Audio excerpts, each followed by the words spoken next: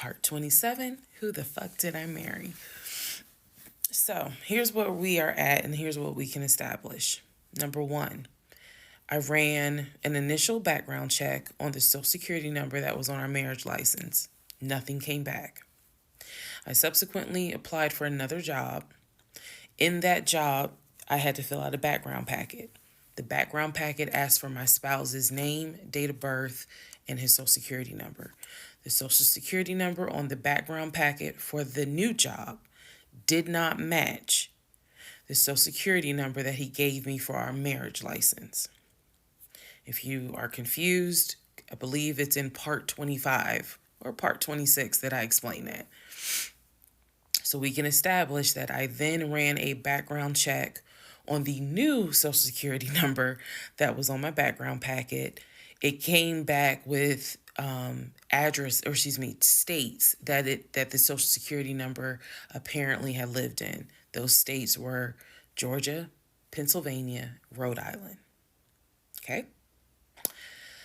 I decided, this is now around May 20th, I decided to do another background check.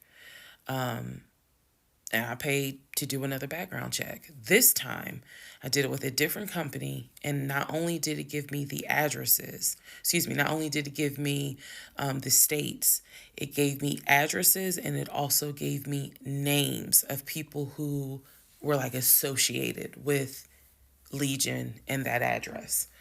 One of those names was his ex-wife. I've always known he's always told me the name of the ex-wife, but now I see it when I ran his background. I did a search for her on social media. She was not there. So the address that it showed that she was associated with him, because remember his story is we got married in San Diego, we lived in San Diego, we divorced in San Diego. Men lie, women lie. The U.S. federal government, with your social security number, does not. So he's saying he was always in California. His social security number never showed that he was in California, according to the background check. It did show that he had lived in Georgia at an address associated with the ex-wife. So tried to find the ex-wife, could not find her on social media. So I looked in the metro counties to protect her identity. This, I am going to not divulge a lot on this part. I looked in the metro counties in the open record courts. So typically, you can look in like Superior Court or Magistrate Court or Probate Court. So I looked in open records for the different counties, metro Atlanta counties. Let me be clear, metro Atlanta counties. And I looked under her name.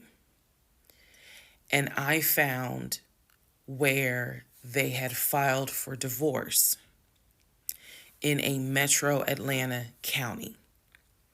So when he said that he filed for divorce in San Diego and that he was married in San Diego, I was able to find, no, according to the state of Georgia, you were married here.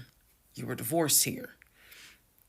So I looked under her name, found a record for divorce, and it did show his name. So now I clearly see on my computer that there is a metro Atlanta County Court that has a divorce record in the state of Georgia between him and his ex-wife.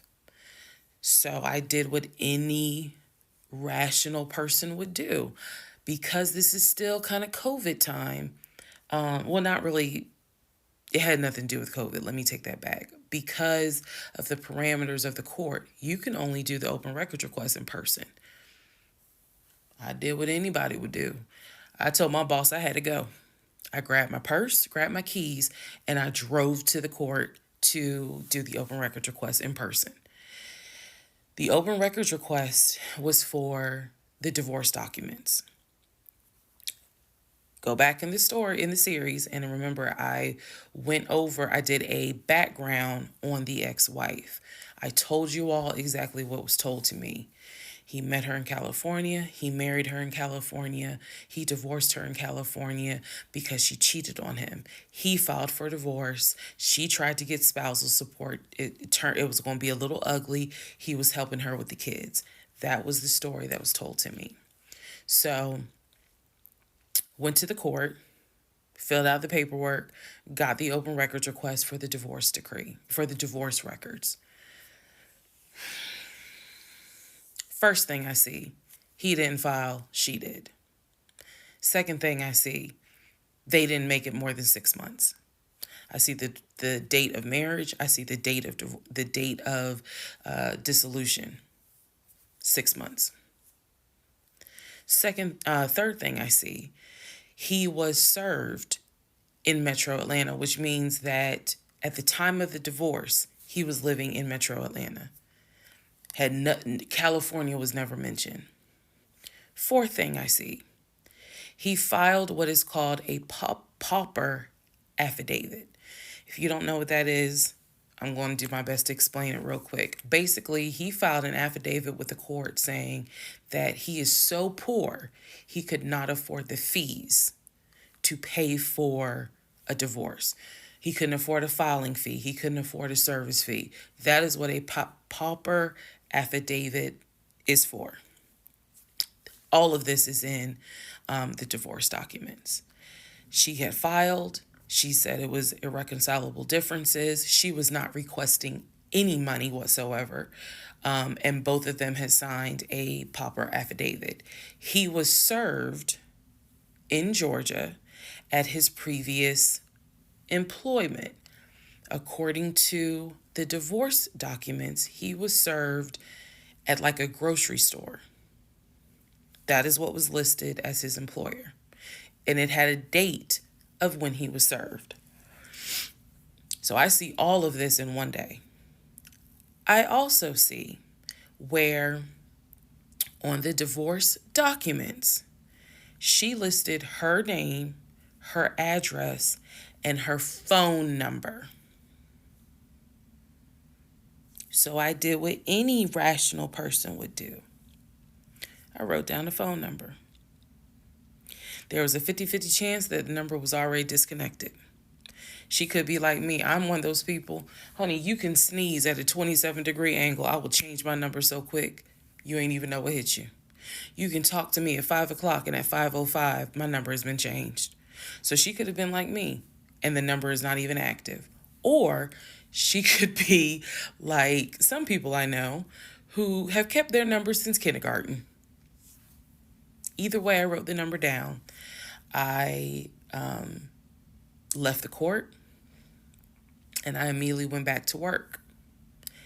And the same friend who helped me when I had my miscarriage, I told her, I was like, I got this phone number. This is the ex-wife. She was like, girl, you better call. You better call and find out from her, because I think she said to me, can't nobody tell you what is going on quite like the ex-wife. So, part 28 is the phone call that I had with the ex-wife.